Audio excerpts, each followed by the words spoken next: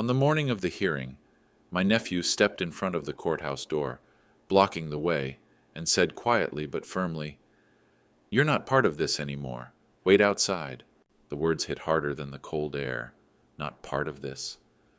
I was the reason this case even existed. I was the one who built what they were now fighting over, brick by brick, sacrifice by sacrifice. In my hands was the folder, creased from years of careful keeping, that held the documents they'd all conveniently forgotten. Documents that didn't just prove my role, they proved my rights. I had arrived early, not out of eagerness, but because I didn't want to miss a second of the truth finally being heard. Yet here I was, on the wrong side of the glass, staring at the heavy wooden door like it was some fortress built to keep me out. Inside, I could see them, my own blood, standing in a circle, shaking hands with their lawyers, trading smiles like they'd already won. Not one of them looked at me. Not one of them gestured for me to come in. The winter wind clawed at my coat, as if to remind me that I was no longer in the warmth of family. The bench by the steps was splintered and damp, but it was clear that's where they expected me to sit, waiting like an unwanted guest hoping for scraps. I tightened my grip on the folder. I could have turned away. I could have left them to their arrogance, but I'd kept that single clause in my possession for decades, not because I planned to use it, but because I believed in keeping the truth safe. Now it was all I had left, and if they thought locking me outside was going to break me, they had forgotten who built the door in the first place. Friends, let me pause for a moment. Write in the comments, where are you listening to this story from? Has something like this ever happened in your life? Don't forget to subscribe and share this video. That's how you help us grow this channel. All right, let's continue. The bench was nothing more than two warped planks, nailed to rusting iron legs, set just far enough from the courthouse door that the warmth inside couldn't reach me. The December wind came in sharp waves, carrying the bite of snow that hadn't yet fallen, and it pushed through my coat as though it knew exactly where I was weakest. Each gust seemed to whisper the same thing they had already told me. You don't belong here. Through the thick glass doors, I could see the lobby glowing under golden light.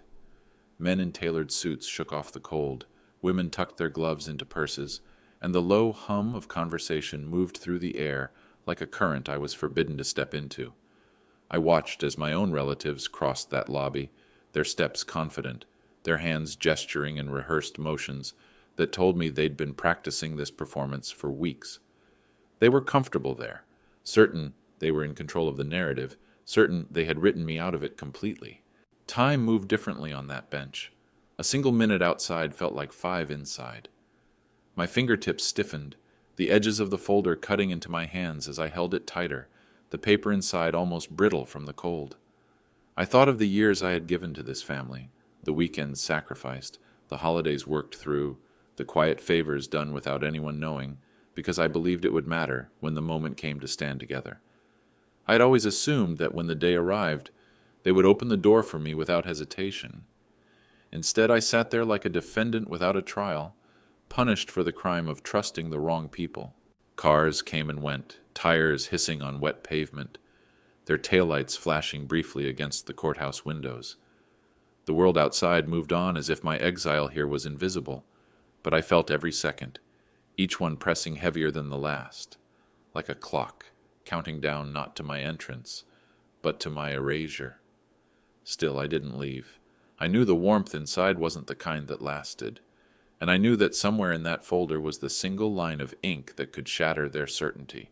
So I stayed on that splintered bench, the wind clawing at me, the glass door standing like a wall between what they thought was theirs and what I knew was still mine. And with every passing minute, I promised myself, when I finally walked through that door, it would not be as an afterthought. It would be as the one person they could not ignore. The glass doors were polished so well that they caught the reflections of everyone inside, layered over the scene like a cruel double exposure. I could see them clearly, my own flesh and blood, laughing with the lawyers, their smiles sharp and rehearsed. The way they leaned in to speak, the confident nods, the firm handshakes, it was a language of victory spoken as if the outcome had already been sealed in their favor. They didn't glance toward the door.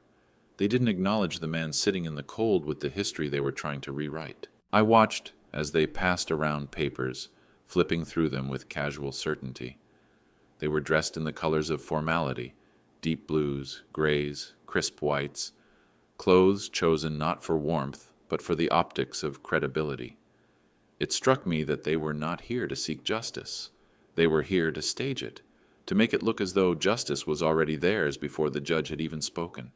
And in their staging, there was no role for me. I caught fragments of their movements in the reflections, a hand raised in emphasis, a laugh shared at something likely cruel, the clasp of a briefcase shutting like the closing of a door. The scene was distant, yet intimate, like watching a family dinner from outside the window, knowing there's an empty chair where you should be sitting. The years I had given them, my labor, my trust, my silence when it would have been easier to speak, were nowhere in their posture. Not a single face carried the weight of debt or gratitude. To them, my sacrifices were an old story that didn't need retelling, an inconvenient truth better left in the shadows. A gust of wind rattled the glass, and for a fleeting moment one of them looked toward the sound, not toward me, but toward the door itself, as though even the possibility of my presence was something they didn't want to consider. The space between us was measured in more than feet. It was measured in betrayal, in the cold distance that comes when blood decides it no longer wants to remember its own. I stayed still, my breath fogging in the air, my fingers aching around the folder. They could ignore me now, they could pretend I was nothing but a shadow beyond the glass, but I knew the truth resting in those pages. It was patient. It didn't need their acknowledgement. And when the time came, it would speak louder than all their polished words. The weight of the folder in my hands was one thing, but the true weapon lay closer, tucked inside the inner pocket of my coat, wrapped in a thin sleeve of plastic that had yellowed at the edges. It was just one page, no more than a few paragraphs, written in language so plain it could almost be overlooked. Almost. But it carried the kind of power that didn't need to shout. A single clause buried deep in the original contract, a sentence they had all agreed to back then, without realizing it would one day matter more than every other page combined. They had called it irrelevant over the years. Some had even joked about how outdated it was, how no one would ever invoke it. I had nodded along, never once revealing that I still had the original, signed and sealed, with their names inked in the margins. I'd kept it not because I thought I would need it, but because I understood something they never did. Promises don't expire just because people forget they made them. Through the glass, I could see them building their version of events, a version in which my role had been erased, my rights dissolved, my name reduced to a footnote. They didn't know that inside my coat was the one thing that could tear that version apart. I had guarded it through moves, through storms, through years when I didn't even speak of it. I kept it away from their reach because I knew that the moment they had it, they would destroy it. And once gone, it would be as though it had never existed. The paper itself was worn from time, but its meaning was untouched. The ink, though faded in places, still carried the strength of the signatures it bore. Every time I looked at it, I could remember the day it was signed, how different we all were then, how trust still lived in the room. That memory was a bitter kind of warmth now, the kind that reminds you just how far people can drift from who they once were. As the cold bit through my coat, my fingers brushed the edge of the plastic sleeve, feeling the familiar ridge of the paper's corner. It was a quiet reminder. They might control the door, the lobby, the narrative, for now, but they didn't control the truth. The clause didn't shout for attention. It didn't need applause. It was simply waiting for the right moment, the right set of eyes, to make everything they had built collapse in on itself. And when that moment came, I would not need to raise my voice. I would only need to hand over the paper I had never shown, until now. When the bailiff finally opened the door and motioned for me to enter, there was no welcome in the gesture, only procedure, an impersonal wave that felt more like the clearing of an obstruction than an invitation. But I stood, my legs stiff from the cold, my coat heavy with the weight of the paper inside, and stepped forward. I expected to walk through the main lobby, into the warmth I had been watching for what felt like hours. Instead, they steered me to the right, toward a narrow side entrance I hadn't used in years. The corridor beyond was dim, its overhead lights buzzing faintly, the air smelling of dust and old paper. I passed metal filing cabinets stacked with folders whose labels had faded into near illegibility, relics of other lives, other disputes long since settled and forgotten. My footsteps echoed off the scuffed linoleum floor, each sound reminding me that I was walking a path no one else wanted to take. It was the route used for deliveries, for janitors, for those who did not belong at the front. The hallway twisted through quiet, neglected corners of the building. Empty chairs sat lined against the wall, their upholstery cracked, their metal legs bent from years of use. A vending machine hummed in the corner, its glass fogged over from neglect, its offerings outdated. This was not the path of someone valued. This was the route chosen for those meant to arrive unnoticed, to appear suddenly and without ceremony, like a piece of furniture moved in before anyone could object. And I understood as I walked that this detour wasn't about logistics. It was about placement, making sure I arrived already diminished, so that when the others saw me I would look smaller, less significant, stripped of any claim to the front rows where decisions were made. It was an attempt to right my role before I even took my seat, to cast me as a shadow in a play they thought they were directing. I ran my hand along the wall as I walked, feeling the uneven texture of chipped paint beneath my fingertips. Somewhere behind these walls, the courtroom waited, bright, ordered, filled with the quiet tension of judgment. And they thought that by bringing me there through this back passage, they could shape the way I would be seen. But the truth didn't care which door I entered. It didn't care if my arrival lacked fanfare. The claws in my coat pocket would not lose its weight simply because my steps had been forced into silence. If anything, the long walk gave me time to feel the resolve settle deeper into my bones. They could push me through side corridors, seat me in the shadows, try to make me a stranger in my own story. But the ending was not theirs to decide. The courtroom was brighter than I remembered. High ceilings, pale walls, the air carrying that faint scent of polished wood and paper that comes from years of hearings layered on top of each other. But they didn't guide me toward the center, where the table stood, where the important voices would speak. Instead, the bailiff's hand gestured toward a lonely chair at the farthest edge of the room, pressed against the back wall like an afterthought. From there, the table was a distant island. The lawyers' voices reached me in waves, muffled by the hum of the heating system and the shuffling of papers. I could see their lips moving, the calculated tilts of their heads, the way they performed agreement for the judge's benefit.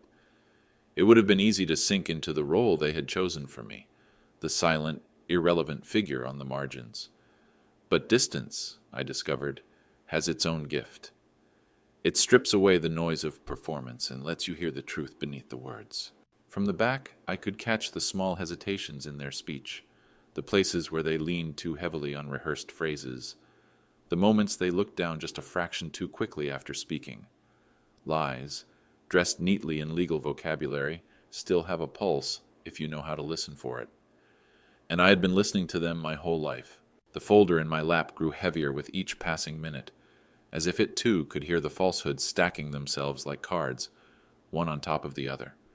I kept my gaze steady, letting them think I was too far away to follow what was happening.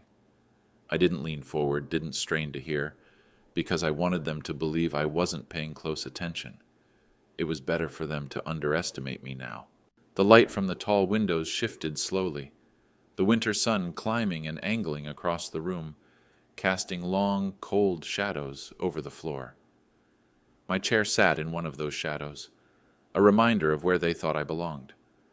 But the shadow also gave me cover, a place from which to watch without being watched. Every lie they told was another thread pulling tighter around them, weaving a net they didn't realize they were making for themselves.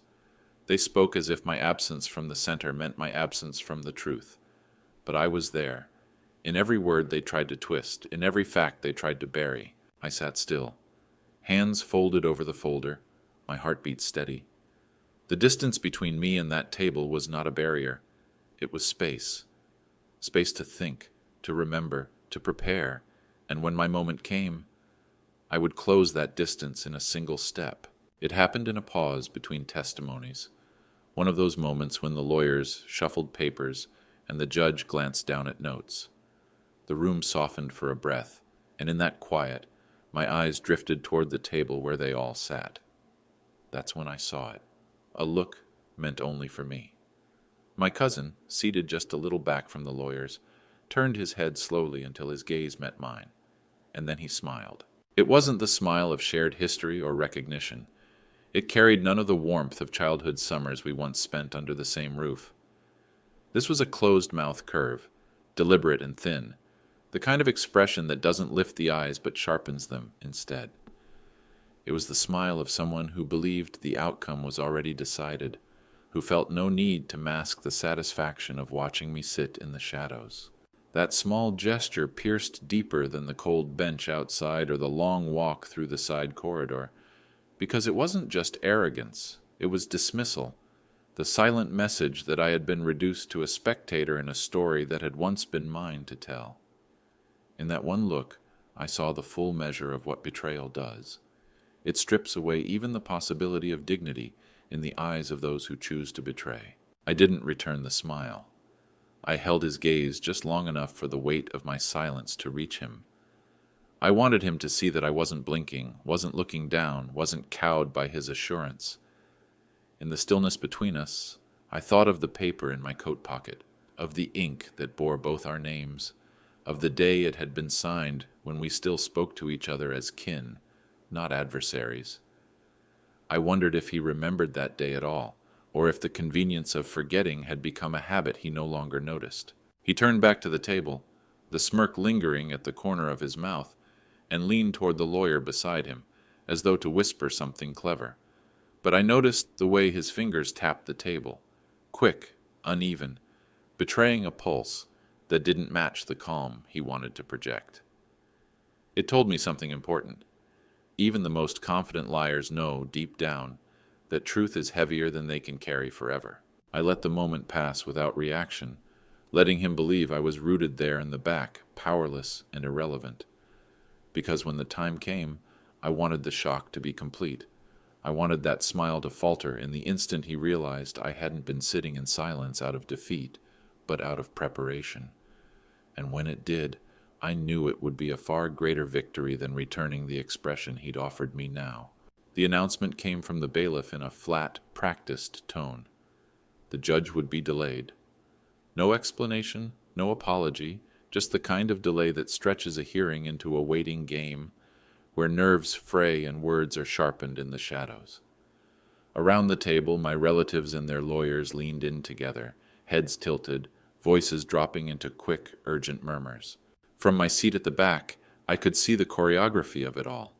A hand slicing through the air to emphasize a point, a lawyer jotting down a phrase in large block letters, sliding it toward my cousin like a secret note passed under a school desk. A nod here, a furrowed brow there, as they rehearsed their lines for a performance that would be delivered as testimony. I couldn't hear every word, but I didn't need to. I'd seen enough of these quiet rehearsals in boardrooms, at dinner tables, even in living rooms, where a lie, told often enough and with enough agreement in the room, begins to feel like truth to those telling it. Their version of events was being polished in real time, each sentence bent just enough to weaken my place in the story, each omission neatly trimming away the parts where my hands had built what they now claimed as theirs. I recognized the pattern. Start with something true. Strip out the inconvenient details, then dress it in the language of certainty until it sounds like fact.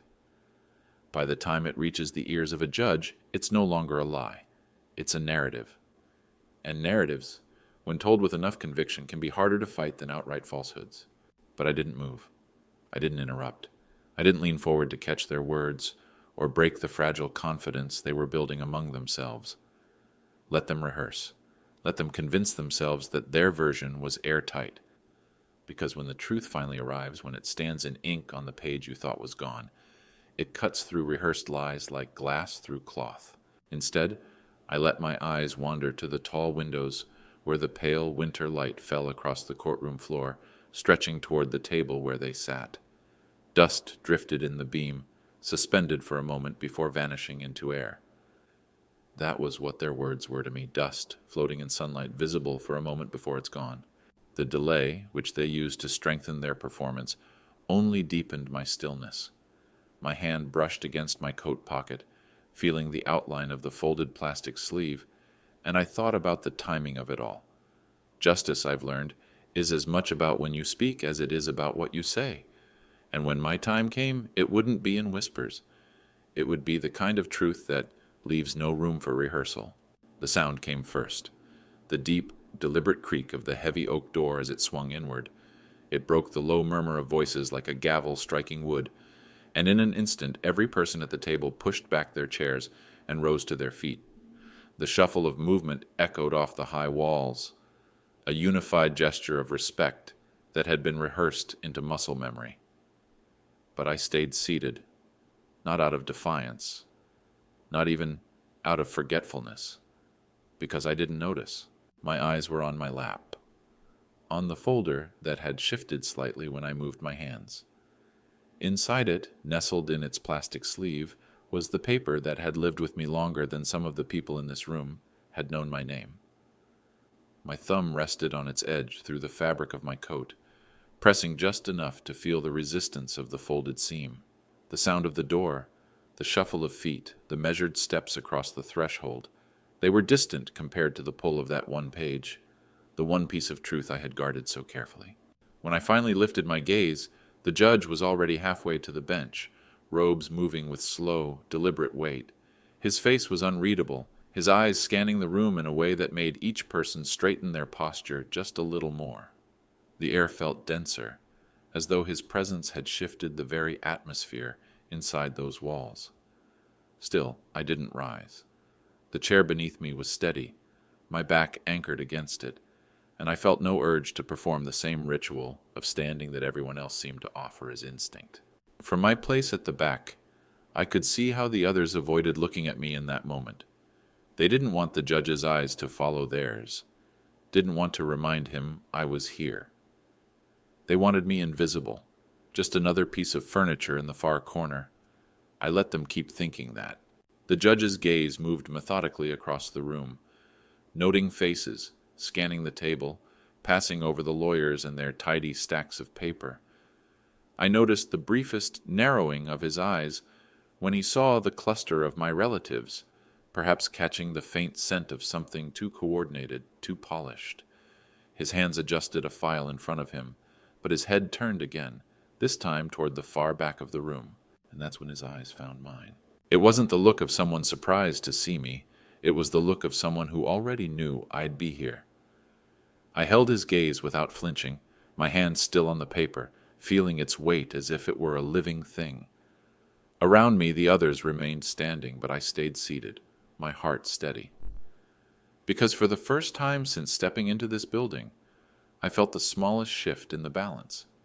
It was nothing visible, nothing anyone else might have noticed, but it was there, and it started with the door swinging open. The judge's eyes moved like the slow sweep of a searchlight, steady, unhurried, deliberate.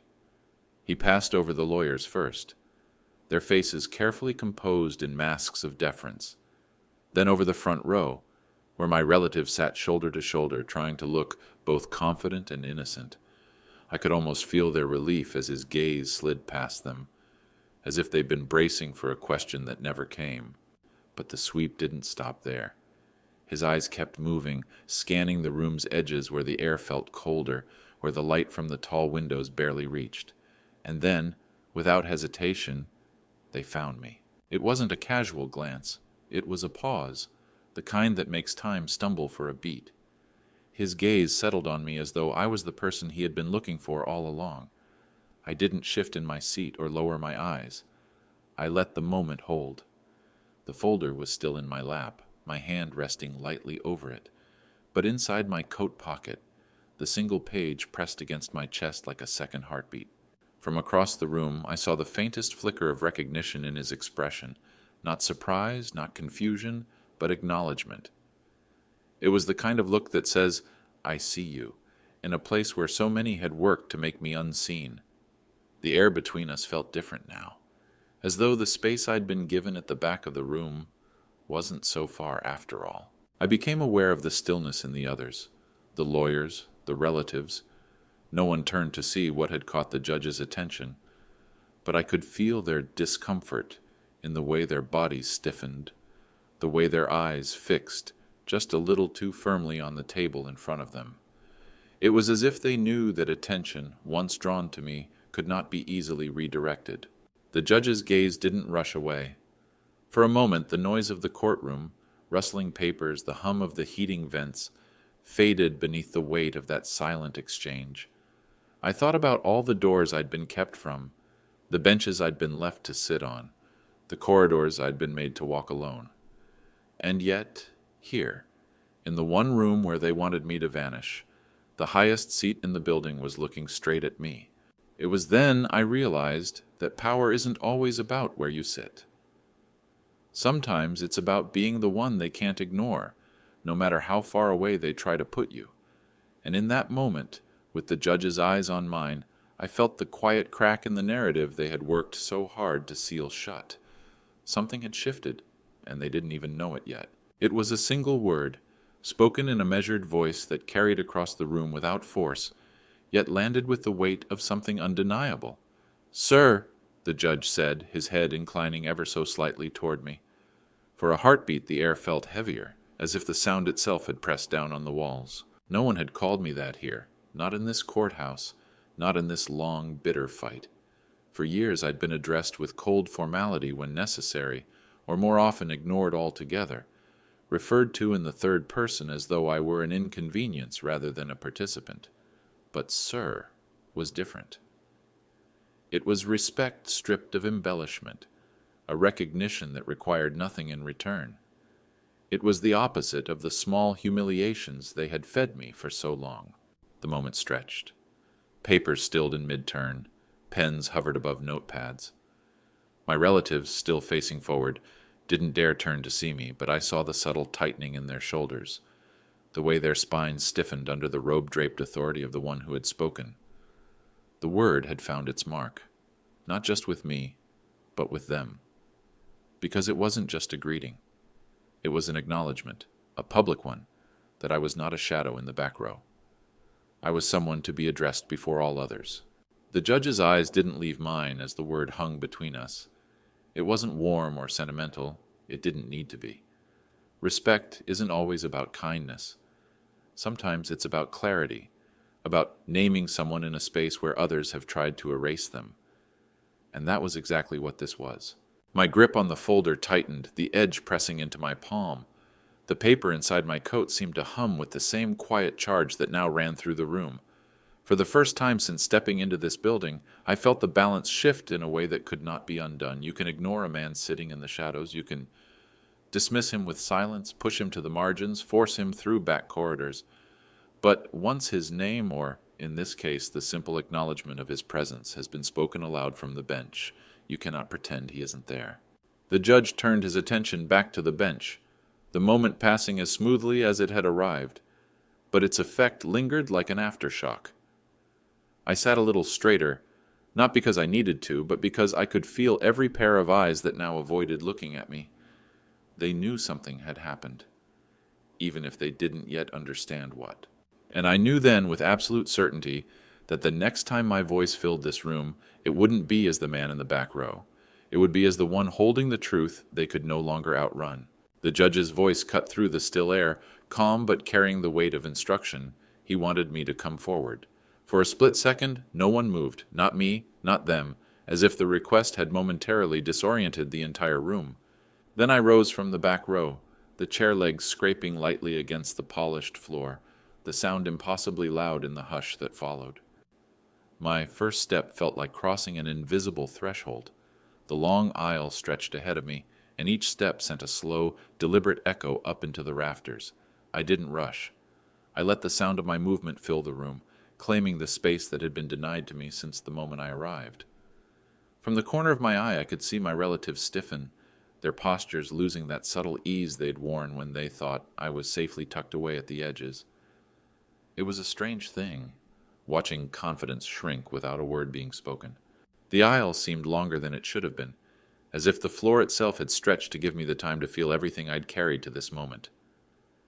The cold from outside still lingered in my bones, but beneath it was a heat, slow and steady, rising with each step. I passed row after row of seats, my gaze fixed forward, refusing to give them the satisfaction of glancing their way. In the periphery, I caught the flicker of movement, hands fidgeting with pens, papers being squared on the table, eyes darting toward the judge as though hoping for some unspoken reversal of his request. None came. The space between me and the bench closed inch by inch, the echoes of my footsteps sounding like a clock, counting down to something inevitable. Halfway there, I thought of the years they had spent treating me like an afterthought, the meetings I hadn't been invited to, the decisions made without my voice, the countless times my name had been omitted from what I had helped build.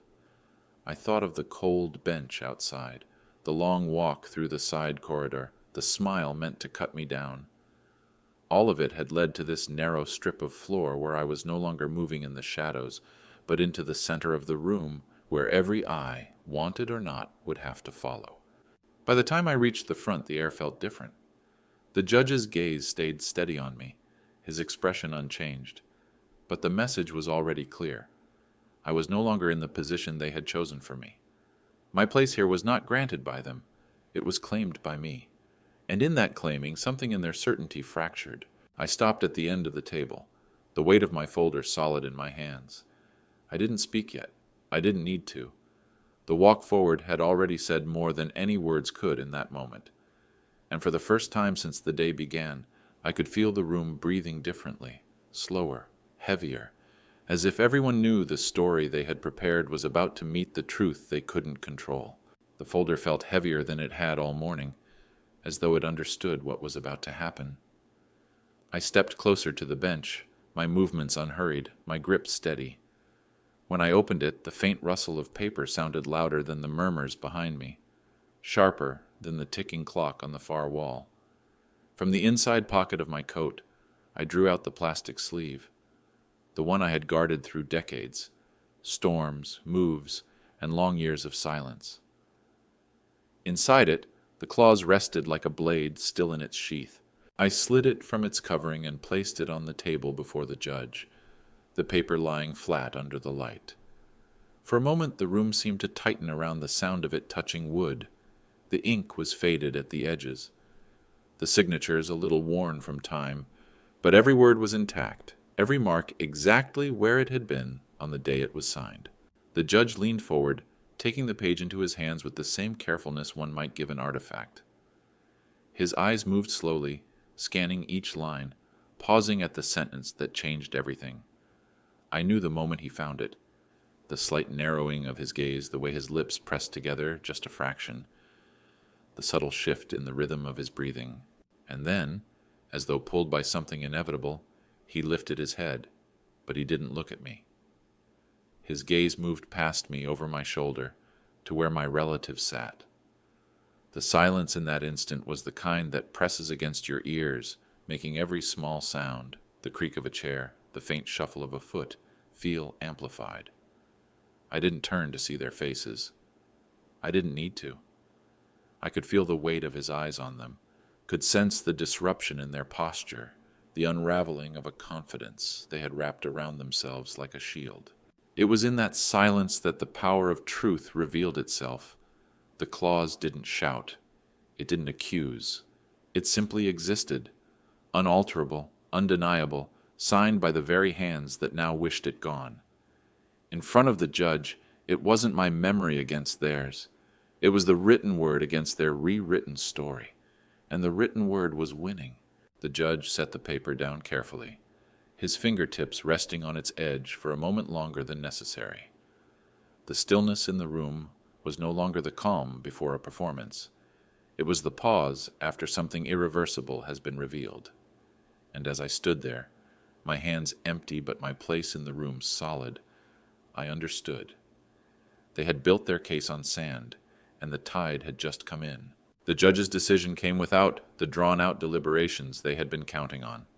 There was no retreat to chambers, no whispered consultation with clerks.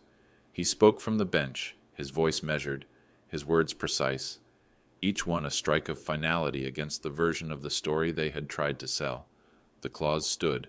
The contract stood.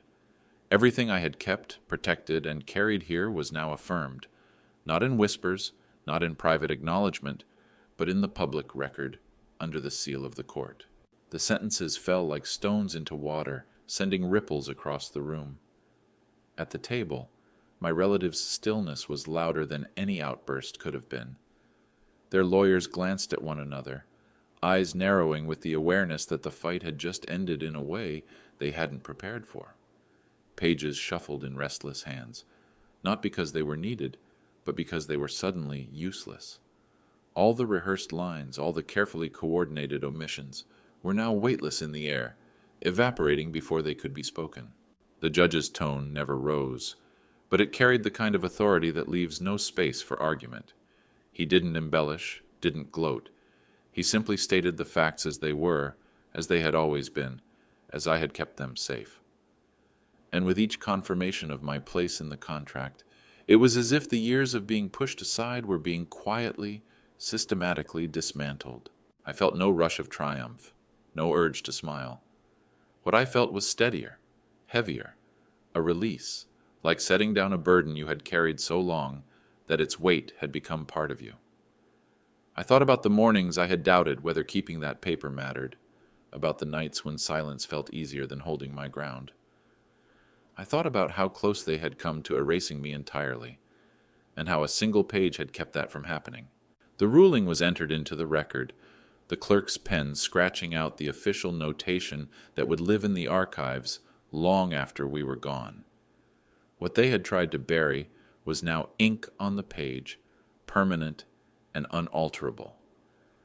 They could avoid my eyes today, they could walk out without a word, but the truth was no longer mine alone.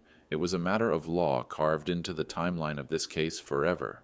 When the judge lowered his gaze to his notes and called for the next matter on the docket, it was as if the world had shifted by inches. But in those inches, everything was different. I was no longer the man in the back row, no longer the shadow they had hoped to keep at the edges. My name and my place were now in the open, where they could not be touched again.